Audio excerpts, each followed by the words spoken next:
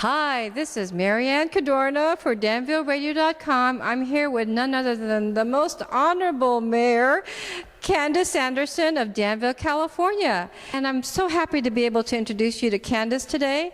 She is currently running for Contra Costa Supervisor District 2. She will be replacing the retiring District 2 Supervisor, which is Gail Alcaba, and she's endorsed by the entire City Council of Danville. She's had 10 years experience in City Council. She's also has a degree in public policy, and one of the most honorable things I think that she's done as a mother, a woman, and a business person is that she set her career aside as an attorney to be able to serve the community and raise her children. And there's no greater blessing to a community than raising children that'll be a benefit to that community, and she has successfully done that. She's got a wonderful family, wonderful children, and as a mom, I can appreciate where she has taken her family and also her career. One of Candace's strong points, improving public safety, and I think from the heart of a mom, that's where this really is coming from, because you want a safe environment for your children, do you not? Absolutely, and I think the people of Danville have always prioritized public safety. It's the #1 item in our budget we spend on police services, and it's something that everyone in the county wants. Now, interestingly, as Marianne mentioned, I am an attorney, and I started out my career as a prosecuting attorney in Hawaii, where I grew up. And following law school, and during law school, I actually clerked in our prosecuting attorney's office, prosecuting criminals, and then used to argue my cases before the Hawaii Supreme Court when my cases would come up for oral argument. And so when I looked at this race, running for District 2 Supervisor, I spent a lot of time talking to people before I even decided that I was really going to run. And a couple of the people I ended up talking to are our sheriff, Dave Livingston, our district attorney, Mark Peterson. And what was very disconcerting to me as I spoke with them is how in the past we have not been giving them the funding we need. We have not been prioritizing law enforcement as we need to. Our deputy sheriffs are the lowest paid law enforcement officers in the Bay Area. Oh, and which is not good, because because we'll train fabulous sheriff deputies and then they'll get hired off by other departments that can pay them more. Because of our funding of our law enforcement, many of our misdemeanor, some of the lesser crimes are going unreported. People are not getting arrested for those crimes. In some cases, our sheriff has not been able to send deputies out to even respond to the crimes in the unincorporated area. And as a former prosecutor and as a mom, it makes me nervous, because as you might imagine, a criminal who might get away with breaking into a car, might get away with a very low-level crime, feels very emboldened when he's not stopped, when he's not prosecuted.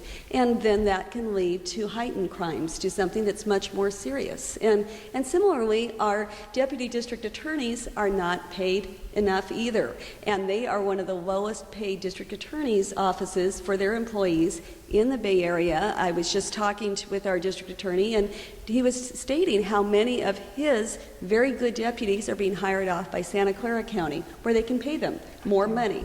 And so to me, it's very important that as we prioritize the budget, as we look at the county's $1.2 billion budget that they have to work with, that we make sure that we're prioritizing law enforcement. We have other important services that we need to provide, but making sure that we have a safe community is, in my mind, the #1 priority of most citizens in this community.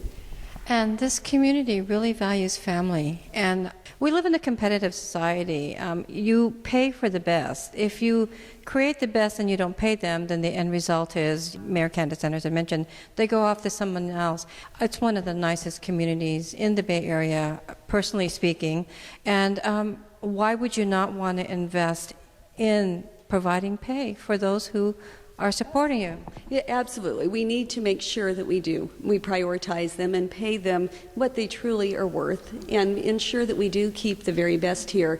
Danville has, rather than having our own police department, we contract with the sheriff's department. And so they provide us just the highest quality of officers, which serve both as our police chief and as the officers out on the beat. And I think most people in Danville recognize the quality of the officers. You look at the resource officers that we have at our high schools that interact with our youth. We have tremendous even volunteer officers that the sheriff's department helps train, helps get them prepared to interact with the community, and in the process save some money by having these volunteer reserve officers as well.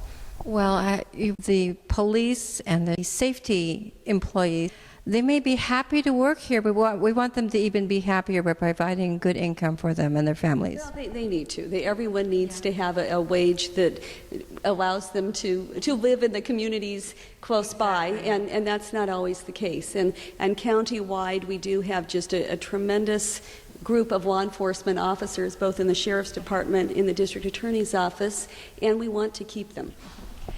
And in my business, I represent finding homes for a lot of the deputy sheriffs and the police in the area, and I think it's really important. We want to keep them close to home or in home. Absolutely. Yeah. It is important, particularly when there is an emergency. It's nice to be able to have your on-call officers, your ones who work for your community, close by and not having to live 100 miles away. Exactly. With a very far commute. Well, if you want your public officials, your public safety officials well taken care of so that they'll be happy to stay in the communities that they serve, then Candace Andersen is your #1 vote for District 2 County Supervisor. Marianne Cadorna for DanvilleRadio.com. Thank you, Candace. Thank you very much, Marianne. You're welcome.